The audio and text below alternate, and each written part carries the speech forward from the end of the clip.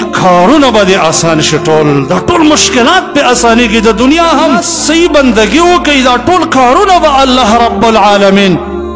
ستاسو آسان کې د دې عبادت په وجه باندې ټول کارونه به دې آسان شي ټول دا ټول مشکلات په آسانی کې د دنیا هم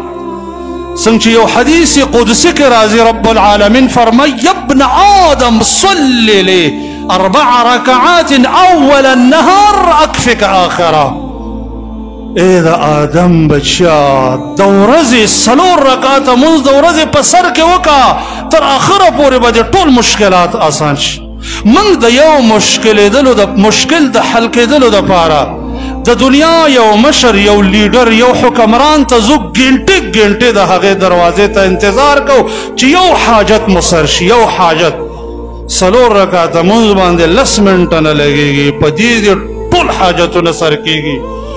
خو د یخو زړونو والا خلک چیرته دي چې د هغوی زړونه بیدار وي د الله د رسول د مبارک ارشاد واوري دا د الله وینا واوري د حدیث قدسی واوري او استعمالي کې چې یاره دا 4 رکعاته د ورځې اول کې دا خو بالکل نه پرېږدم ځکه چې ټوله ورځ د انسان په راحت او سکون کې شي د ټوله ورځ غمونه پې ختمېږي دا څنګه معنا پاتې شي